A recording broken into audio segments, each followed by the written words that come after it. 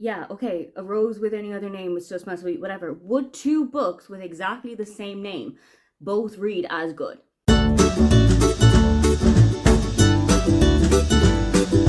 That's what I'm here to find out. On the Pop Sugar Reading Challenge for 2025, two of the prompts are to read two books with the same name. And Halloween felt like a really good time to read those because I know two thrillers that have exactly the same name, namely One by One by Freida McFadden and One by One by Ruth Ware. So, what I'm going to do is read both of those books and find out who did it better, who wore it best, who upped their game the best. I've never read anything by Ruth Ware, so this might be an interesting one for me to start with, but I have read already a Freida McFadden. I read The Boyfriend back in January and I really enjoyed it. The thing about this book though is that it's really short. I think it's only like 230 something pages. 258. That feels like something that I can crush out in like a couple of hours. One by One by Freida McFadden is where we're going to start. This is about Claire, whose marriage is going through a bit of a difficult patch at the moment. And she thinks that a way that's going to bring it back on track is a little bit of time and space away from her husband, because they've kind of been in each other's pockets recently. So she signs up for a kind of a hot tub cabin in the wilderness with a couple of friends of hers. On the way, disaster strikes. Their van breaks down, they have no cell coverage, so they are stranded in the woods for the night. And over time, it becomes apparent that only one of them is going to make it to morning. I'm intrigued. I'm interested. I know that Freida McFadden reads really well, and I am here for the journey. It's been a couple of hours. I am at the start of chapter 15, about 100 or so pages into this book, which feels roughly the halfway point. And I have a feeling that Frieda's trying to get me to think things. I know how Freida McFadden works. She will take you down a garden path and then yank your hand in the other direction, and it turns out what you were actually thinking, spin it on your head. I have a couple of theories as to who Anonymous might be that we're getting a point of view from every couple of chapters. Points of view of their childhood, times with their parents. They know, for example, that you shouldn't touch some of the berries that are growing in the forest. I have a couple of theories as to who that person might be, and I have a couple of theories as to who that person might not be. These characters all feel kind of samey, one-notey. Claire and Jack are very kind of put into this box together, and Claire and Noah are very kind of put into this box together, and Warner is put into the, well, he's a hot blonde doctor, and Michelle is put into the she's an overworked type A lawyer boxes. And I kind of hope that that is going to be relaxed a little bit as we go further into the book. We've already had one of the characters in this die. I kind of knew that it was coming at this part of it, and I feel like now things are starting to pick up, things are starting to actually take traction. I still have my theories. I have my questions as to who this is going to be and why this is important to know. I've written everything down in my journal. I'm not going to tell you who the theories are. I'm not going to tell you what the theories are, but I will tell you if they are correct. I know from having read The Boyfriend that it's usually the person that you least suspect. So I've kind of put together like character profiles about most of the people in this book and why I think it could be them or why I don't think it could be them. And I almost have the feeling that I should be concentrating more on the people that I don't think it should be. Already, I'm a book down. I finished One by One by Freida McFadden last night, and I had a really good time with it. I should, however, have listened to my own advice, because when Freida makes you not suspect somebody, suspect them. When Freida makes you think, oh, it might be this person, completely disregard that line of thinking entirely. Because tell me why the person who was actually the killer and the person whose eyes I should have been on the entire time floated straight over my head like they weren't even there. I have had a great time with the two Freida McFadden books that I've read so far. Her books read really quickly. They're full of suspense and action and kind of putting clues together and figuring out where it is that you're going and why it is that you need to get there from here. And I'm hoping that when I go and pick up One by One by Ruth Ware, I'm going to be in exactly the same situation. I've never read a Ruth Ware book before, so I don't really know what it is I'm going to be letting myself in for.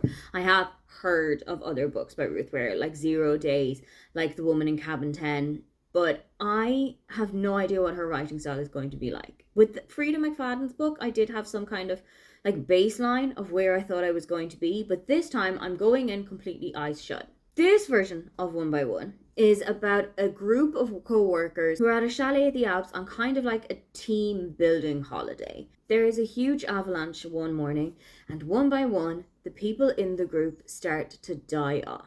And you have to figure out who it is among the people that is in the chalet is the killer. I'm not really sure what to expect going into it, but let's go in with an open mind and see where we end up. Started it this morning. I think at present I'm about 25% of the way through One by One by Ruth Ware.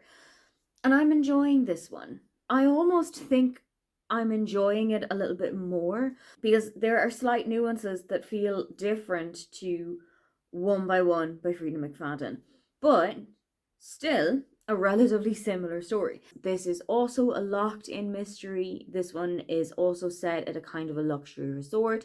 This one has got a lot of snow in it because the whole thing that really started everything off was the avalanche that has just happened in this book. And I am intrigued to see where it is going to go. We've already had one person die. The next one feels imminent. The next one feels like it's going to be happening within the next couple of pages or percentage or so. And I'm intrigued as to where we're going to go with this one. There are, however, quite a lot of unlikable characters in here. And to be honest, there's quite a lot of unlikable characters in the other One by One. But I feel like there are much more unlikable people here in this story. I think it's just because of the nature of this startup that we're following. Everybody here kind of has to be that big and brash and bold personality, whereas you can't really have anybody who's a bit of a wallflower and that hangs behind.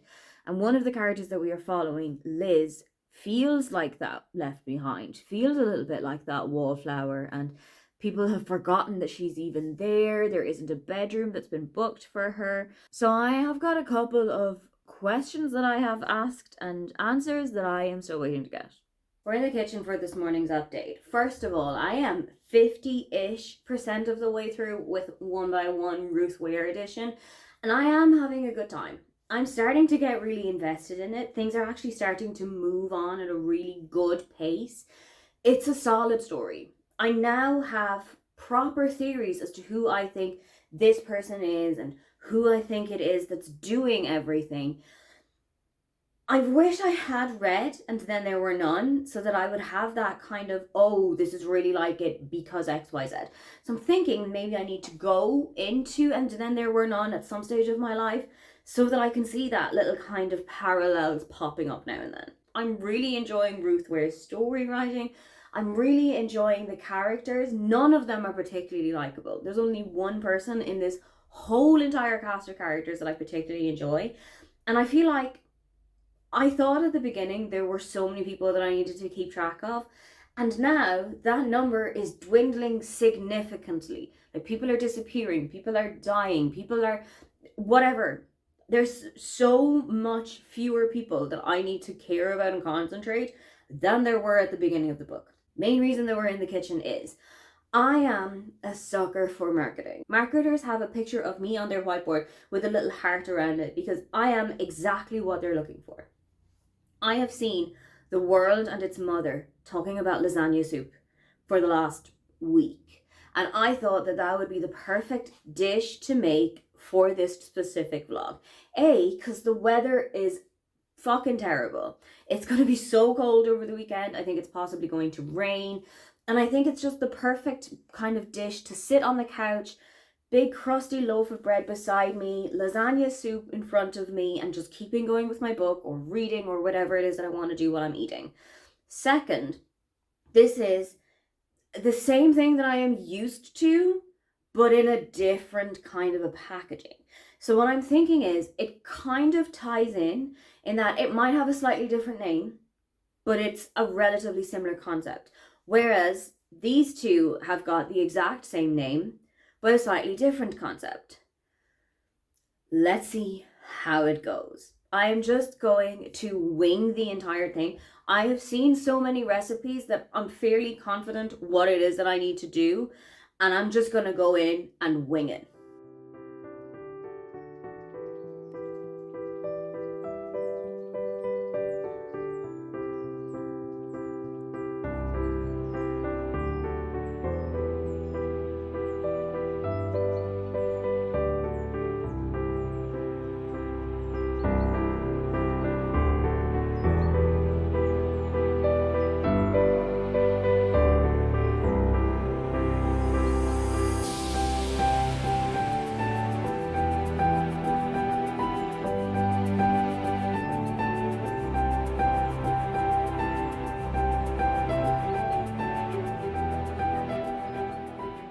first, some points about the soup. I had to change my jumper because I put lasagna all over it, but I had a great time with this. It was a little bit more liquidy previously. It's been a couple of hours since I've eaten it, and I feel like everything has kind of congealed together. So I feel like what's happening is that the noodles are kind of taking in a little bit more of the liquid than I was hoping that it would. But it tastes really good. I think I would make it again, but I would probably make a smaller batch, or I would make like a bigger batch if I had more people that I needed to feed. Don't know how it's going to freeze. I don't know if it would reheat very well. It might have to go into like, I might put it into a tray, put some of the ricotta topping all over it, and just make it as kind of like a mixture of a pasta bake and a lasagna itself. Overall, pretty decent food. I would say that I would give this about an 8 to an 8.5 out of 10. As for One by One by Ruth Ware, I'm about 60% of the way through now. I've been listening to it while I was cooking. I have been listening to it while I was eating. I've just been listening to it over the course of my day. I have got a couple of theories now. I think that, like Frida McFadden, I need to concentrate on the people about whom I have not been wary. I need to concentrate on the people that I haven't really opened my mind up to yet. The person that I initially considered as the killer is still among us. We're kind of dropping like flies at the point of the book that I'm at. There was just this massive kind of cull of people, and I feel like the people who are left, and the people who are left in this specific situation, one of those has to be the person that we're talking about. Let's see where the rest of this book is going to go. Let's see what I'm going to take away from it. I still kind of wish that I had read And Then There Were None. I still kind of wish that I had that little kind of idea as to what it was that I would be getting into when I went into it. But overall, I'm having a pretty decent time with this one. For a first Ruth Ware book, I think this is a pretty good one to start off with. And so we arrive at the end of the experiment. I had exactly the thing that I said would happen.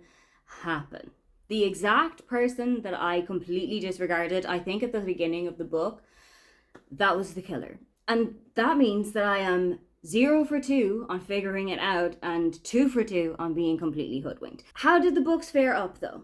Because they had exactly the same name. Did they have exactly the same result? Did they have exactly the same storyline? They had a relatively similar storyline. I will say that. I think I could have gone with something a little bit differently if I wanted to do this as a proper test, because both of these had a relatively similar situation going on. Both of them involved a locked-in mystery. Both of them involved very forced proximity. Both of them involved a murderer being among the group of people who you are following and not having any kind of an external situation.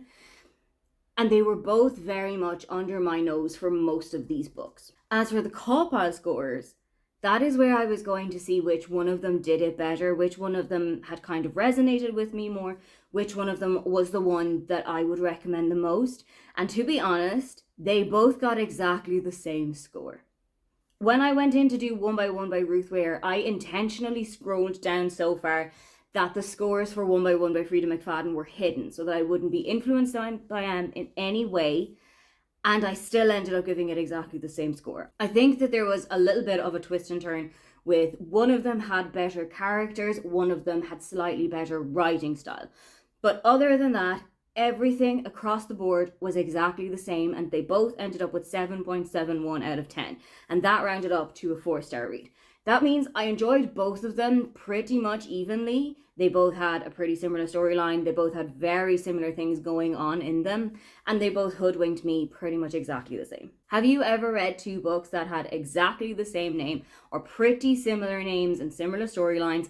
And which one of them did you enjoy more? If you would love to leave me a comment, but you can't think of anything you'd like to say, then just leave me the emoji for the star sign of Gemini, because these were pretty much twins. Don't forget to like and subscribe because I have new videos up every week. Now, get on out of here.